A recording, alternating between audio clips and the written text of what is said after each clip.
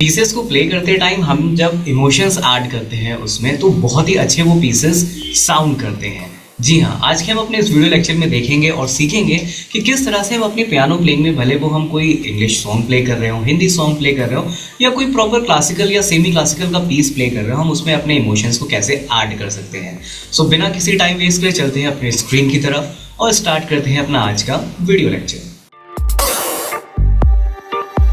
So technically मैंने आज ChatGPT से पूछा how to add emotions to your piano playing, right. So मुझे एक बहुत ही अच्छा सा ब्रीफ डिस्क्रिप्टिव वे में आंसर दिया ChatGPT ने, राइट। सो हम इसी के थ्रू अपने इस पूरे वीडियो लेक्चर को समझने की कोशिश करते हैं और देखते हैं कि हम कैसे अपने पियानो प्लेइंग में हम इमोशंस को ऐड कर सकते हैं with the help of practice, I mean consistent practice, right. तो सबसे फर्स्ट लाइन जो यहाँ पे लिखी है ChatGPT ने हमें आंसर में, adding emotion to piano playing is a performative skill built from control of dynamics, timing, touch and musical intent, right?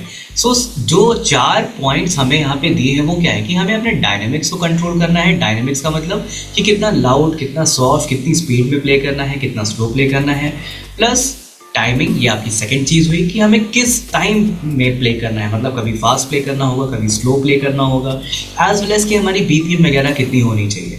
Then touch, right. Touch in the sense कि हमारे जो इंस्ट्रूमेंट होते हैं वो सारे ही टच सेंसिटिव होते हैं, राइट। अगर कीबोर्ड है तो उसमें भी आप मैनुअली टच को कंट्रोल कर सकते हैं कि कितना पोर्शन आपको टच में चाहिए, कितने लेवल का टच चाहिए।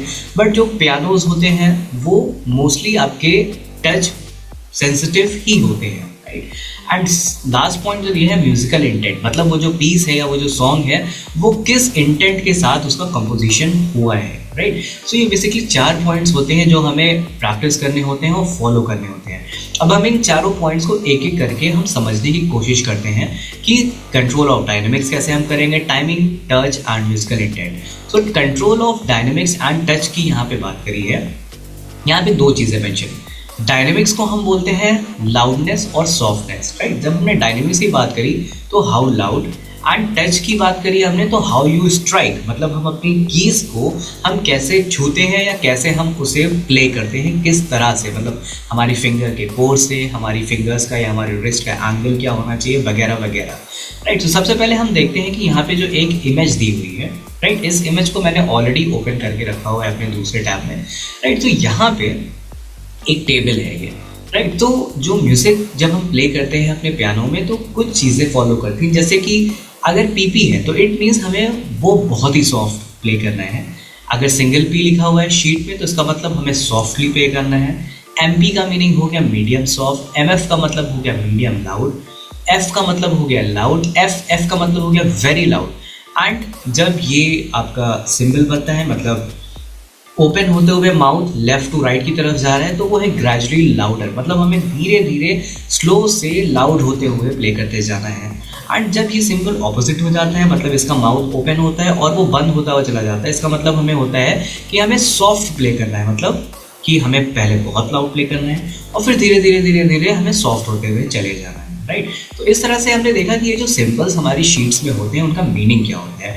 अब अगर इटालियन में इनका मीनिंग देखें तो PP का मतलब होता है पियानिसिमो, P का मतलब piano, that means soft, MP का मतलब मेजो पियानो, MF मेजो फोते, F फोते, FF का मतलब फोर्टिसिमो। एंड जब हमारा ये माउथ वाला सिंबल लेफ्ट टू राइट की तरफ मूव करता है तो उसे हम बोलते हैं crescendo, that means gradually louder. और जब हमारा माउथ का सिंबल ओपन होते हुए क्लोज होता चला जाता है तो हम उसे बोलते हैं D crescendo, that means gradually softer, मतलब धीरे धीरे सॉफ्ट होते हुए प्ले करना।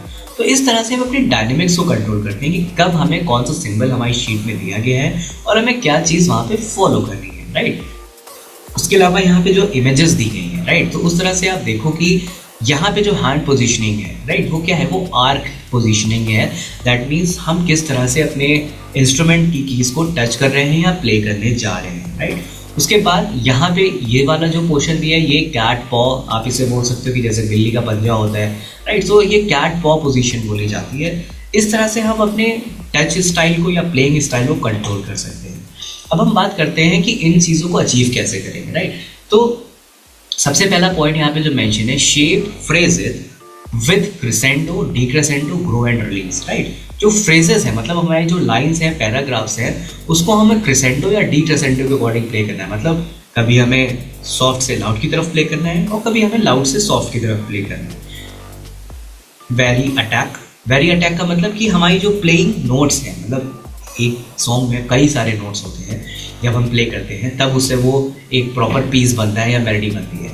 तो सारे के सारे नोट्स हमें एक ही तरह से प्ले नहीं करने हैं, हमें हर एक नोट का स्टाइल जो है वो हमें चेंज करना पड़ेगा, राइट। जैसे यहाँ पे लिखा है डीपर की वेट फॉर वार्म, कि हमें जब वार्मनेस चाहिए हमें प्लेइंग में तो हमें बहुत ही वेटेड तरह से प्ले करना है, मतलब कस के प्ले करना है। एंड जब हमें बहुत ही सॉफ्ट चाहिए तो हमें बहुत लाइट सा टच करना है, राइट। जैसे अगर मैं अपनी की को अभी हिट करूंगा तो ये लाउड आवाज है। अब मैं इसे थोड़ा सा स्लो प्ले करता हूँ, राइट। सो जैसे जैसे मैं अपना अटैक इंक्रीज कर रहा था, इंटेंसिटी ऑफ अटैक इंक्रीज कर रहा था, वैसे वैसे इसकी लाउडनेस भी इंक्रीज कर रही है।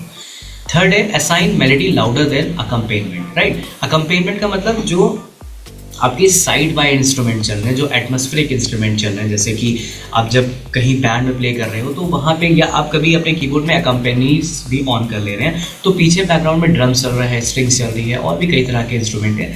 तो उस कंडीशन में हमारा जो मेन इंस्ट्रूमेंट है, डेट मीन्स पियानो, उसकी मेलोडी को, उसके साउंड को हमें लाउड रखना है और अकम्पेनमेंट की वॉल्यूम को कम रखना है, राइट।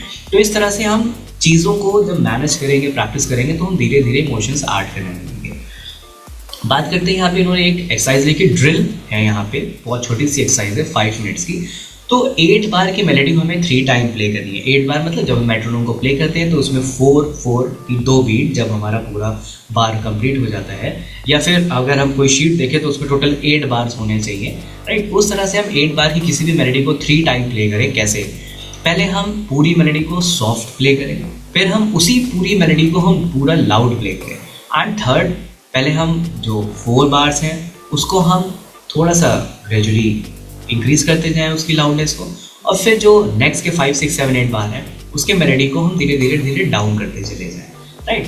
एंड फिर आप उसे आप रिकॉर्ड करें एंड कंपेयर करें कि क्या जो इमोशन इम्पैक्ट है वो प्लेइंग में किस तरह से आ रहा है, राइट। सेकेंड चीज़ यहाँ पे जो इन्होंने मेंशन करी है, पेडल्स, राइट। सबको पता है कि हमारे पियानो में पेडल्स होते हैं। बेसिकली अगर आपके पास प्रॉपर डिजिटल या अकॉस्टिक पियानो है तो उसमें सस्टेन पेडल मिलेगा, अदरवाइज आप अपने मिडी पियानो में या कीबोर्ड में या पियानो जो ऐड कर रहे हो आप, उसमें आप ये अलग से भी जो गैजेट आता है उसको आप यूज़ कर रहे हो। जैसे मेरा ये जो पियानो है इसमें मैंने ये वाला पेडल ऐड करा हुआ है, दैट मीन्स जो सस्टेन पेडल है, राइट। सो सस्टेन पेडल बेसिकली क्या करता है, देखो पियानो में बेसिकली ये 3 पेडल्स होते हैं, राइट। एक होता है राइट साइड वाला सस्टेन, जो मिडल होता है उसको सिस्टोनाटो बोलते हैं, एंड जो लेफ्ट साइड वाला होता है उसे बोलते हैं यूनाकॉर्डा, राइट। सो सबसे ज़्यादा जो मोस्टली हम यूज़ करते हैं वो हम राइट वाला यूज़ करते हैं, दैट मीन्स सस्टेन। ये क्या करता है कि नोट्स को सस्टेन कर लेता है। जैसे कि अगर मैं अभी अपने एक नोट को प्ले करूं तो मैंने पैडल ऑलरेडी होल्ड करके रखा हुआ था, राइट। तो वो साउंड फ्लो करता चला गया। एक बार और प्ले करते हैं, मैंने अभी होल्ड किया हुआ है, राइट। अब मैं विदाउट होल्ड करे प्ले करता हूं तो ये क्या कर रहा है, जब मैंने अपने पैडल को यूज नहीं किया उस टाइम पे साउंड, जैसे ही मैं की को प्रेस कर रहा था साउंड आ रहा था, जैसे ही मैं की को रिलीज करता साउंड कट हो जा रहा था, राइट। सो ये हमारे इमोशंस ऐड करने में बहुत काम आता है जब हम सस्टेन पेडल की बात करते हैं, राइट। क्योंकि सस्टेन पेडल पूरा हैमर पे वर्क करता है, राइट। जो पियानो के अंदर पूरी एक हैमर्स की पूरी एक रेंज होती है जो स्ट्रिंग्स को स्ट्राइक करती है, उस पर वर्क करता है। बट हमारे पास जब इलेक्ट्रिक पियानो या डिजिटल पियानो या मिडीज होते हैं तो उसमें स्ट्रिंग्स नहीं, बट जो टेक्निकली पूरा इंटरनल काम करता है सर्किट, वो भी हमारा इसी तरह से ही काम करता है, राइट। अब हम इसे यूज़ कैसे करेंगे? Use pedal to connect harmony, not to mask sloppy fingering, right. तो हमें पेडल यूज़ करने हैं किस लिए, कि हमें जो हार्मोनिक साउंड है, राइट। जैसे जब मैंने अभी पेडल्स को प्ले किया था, पेडल रिलीज करके, पेडल को सस्टेन करके, तो आपने देखा ये जो सारी साउंड थी कीज की, वो एक साथ धीरे धीरे साउंड करती चली जा रही थी, राइट। मतलब वो कट नहीं हो रही थी, वो फ्लो करती चली जा रही थी। तो इससे क्या होता है, जो हार्मोनिक्स होते हैं एक नोट के, वो भी साथ में प्ले होते रहते हैं।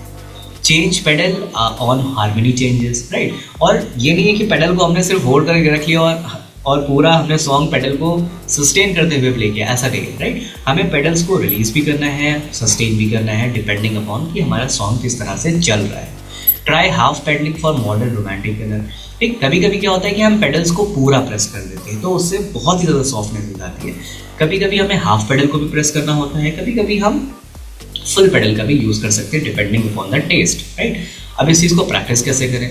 Play a chord progression twice. अब जैसे हमने कोई कॉर्ड प्रोग्रेशन ली, जैसे मैंने लिया सी मेजर और G major, and then right. अब इसको कैसे प्रेस हमें प्रैक्टिस करना है? Play a chord progression twice, once dry no pedal and once with clean pedal changes on each word. अब हमें क्या करना है, एक बार तो हमें विदाउट पेडल यूज करेंगे और दूसरी बार हम पेडल के साथ।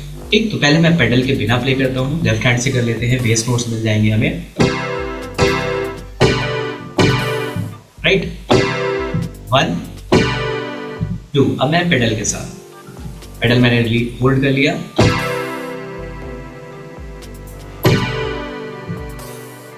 राइट। तो जब मैंने पेडल के साथ प्ले किया तो मैंने देखा कि जो साउंड था हमारा, फ्रीक्वेंसीज की, हमारे नोट्स की, वो सस्टेन हो गई थी, वो फ्लो करती जा रही थी।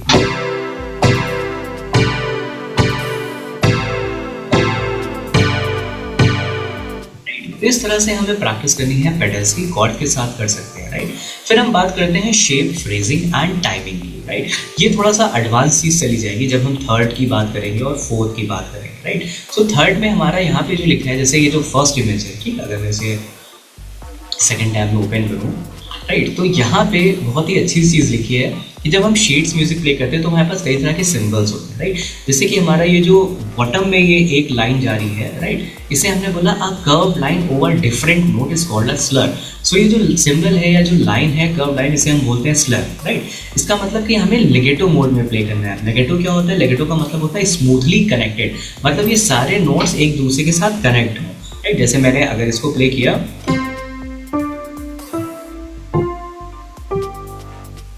राइट, सो होल्ड करके, तो इस तरह से हमें लेगेटो मोड में प्ले करना होगा अगर हमारे पास ये स्लर का सिग्नल आ रहा है, राइट। सेम हमारे चीज़ है कि हम जब प्ले करते हैं कोई भी इंस्ट्रूमेंट को, तो जब हम उस टाइम पे किसी भी पर्टिकुलर पीस को या पर्टिकुलर म्यूजिक को प्ले करते हुए उसमें खो जाते हैं, दैट मीन्स उस पूरी म्यूजिक को एब्जॉर्ब करते हैं या फील करते हैं, तो ऑटोमेटिक हमारे अंदर से इमोशंस अपनी प्लेइंग में आते हैं, राइट। जैसे अगर बात करें रिवर फ्लोज इन यू की,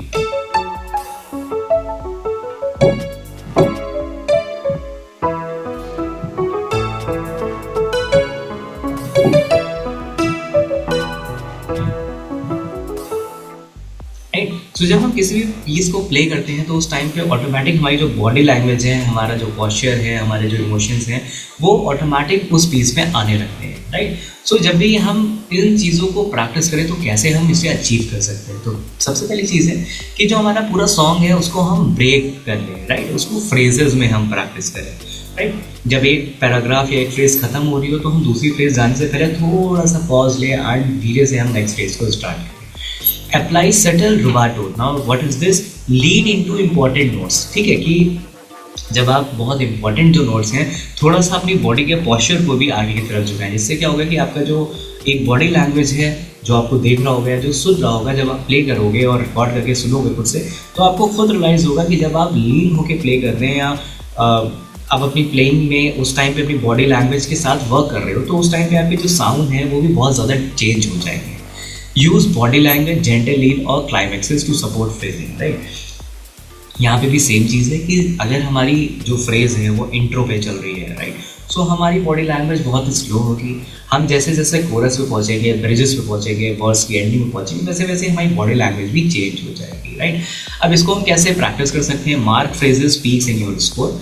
जो पीक्स हैं वहाँ में हमें उसको मार्किंग कर लेनी है, मतलब जो हमारा कोरस पोर्शन है, जो हमारा इंट्रो पोर्शन है, उसे हमें मार्क करना और उस हिसाब से हमें टेम्पो के अकॉर्डिंग प्ले करना है, राइट। अब बात करते हैं balance, voicing, melody versus harmony, right. So जब हम वॉइसिंग की बात करते हैं, राइट, तो मेलोडी एंड हार्मनी दो चीज़ें होगी, राइट। जैसे अगर मैंने प्ले किया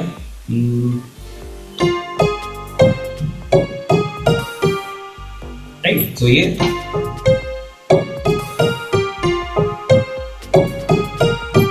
तो ये क्या हुआ? ये हुआ मेलोडी। इसी मैंने सिर्फ एक एक नोट प्ले किया, राइट। अब जब इसकी हार्मनी हम प्ले करेंगे तो वहां पे हम क्या कर सकते हैं, हम एक साथ 2 नोट प्ले कर सकते हैं।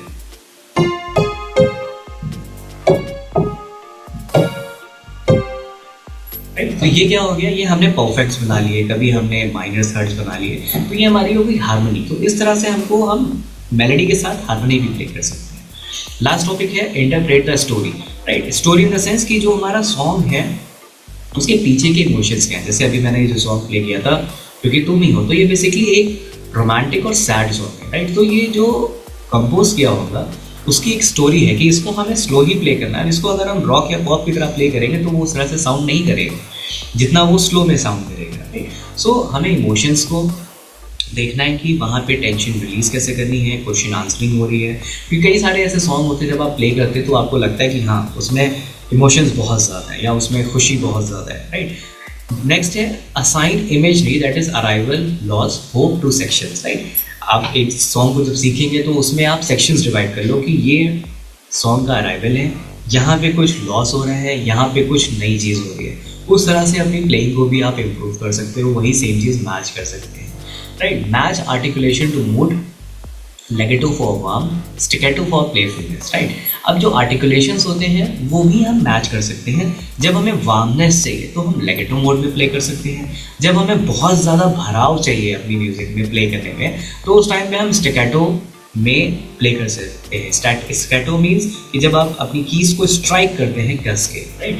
इसको कैसे आपको प्रैक्टिस करनी है, राइट 1 वर्ड पर phrase and play it to that word, ठीक है। आपको हर एक वर्ड बाई वर्ड प्रैक्टिस करनी है। एंड सबसे लास्ट चीज़ कि आप अपनी प्ले को रिकॉर्ड करो, उस चीज़ को एनालाइज करो, फिर उसे इम्प्रूव करो, फिर रिकॉर्ड करो। ये चीज़ एक लूप की तरह आपको प्रैक्टिस करनी है, राइट। तो इस तरह से जब हम अपनी चीज़ों को इम्प्रूव करते हैं, एक एक चीज़ पे ध्यान देते हैं, तो हम ऑटोमेटिकली देखते हैं कि हमारी प्लेइंग इम्प्रूव होती है, राइट। अब सबसे लास्ट में आपने एक चेकलिस्ट दी है, मेलोडी लाउडर देन द अकम्पेनमेंट, जो बैकग्राउंड के अकम्पनीड हमारे इंस्ट्रूमेंट हैं, अकम्पनी कर रहे हैं, उनकी मेलोडी को थोड़ा सा स्लो रखना है और जो हमारी मेन मेलोडी है, मतलब मेन इंस्ट्रूमेंट जो हमारा पियानो है, उसे हमें थोड़ा सा लाउड रखना है। क्लियर डायनेमिक कंट्रास्ट, जो हमारा डायनेमिक्स है, सॉफ्टनेस या लाउडनेस है, या आपको ग्रेजुअली सॉफ्ट या ग्रेजुअली लाउडर प्ले करना है, उसको हमें बहुत ही अच्छे से क्लियर होना चाहिए। पेडल्स को हमें बहुत अच्छे से यूज़ करना है, कहाँ पे सस्टेन करना है, कहाँ पे हाफ पेडल यूज़ करना है, ये सब हमें देखना है। जो हमारी फ्रेजेस हैं उनकी पीक्स को हमें देखना है कि वो सबसे ज़्यादा लाउड कहाँ पे हो रही है और सबसे ज़्यादा लो कहाँ पे जा रही है। एंड सबसे लास्ट में इमोशनल इंटेंट डिफाइन, जो भी आप चीज़ प्ले कर रहे हैं, वो कोई सॉन्ग हो सकता है, इंग्लिश हिंदी, या कोई क्लासिकल पीस हो सकता है, राइट। उस टाइम पे आपको उस सॉन्ग का इमोशनल इंटेंट देखना है कि वो किस टाइप का सॉन्ग है, राइट। तो इस तरह से जब आप प्रैक्टिस करते हैं तो उस टाइम पे आप अपनी पूरी प्लेइंग को बहुत अच्छे से इम्प्रूव कर सकते हैं और धीरे धीरे आप इन्हीं सब चीज़ों को फॉलो करके अपने इमोशंस को अपनी लाइफ प्लेइंग में ऐड कर सकते हैं। सो आज के हम अपने इस वीडियो लेक्चर में सिर्फ इतना ही रखते हैं। मिलते हैं नेक्स्ट लेक्चर में एक नए टॉपिक के साथ। Till then bye, signing off. For more details, visit www.8hstudiolko.com.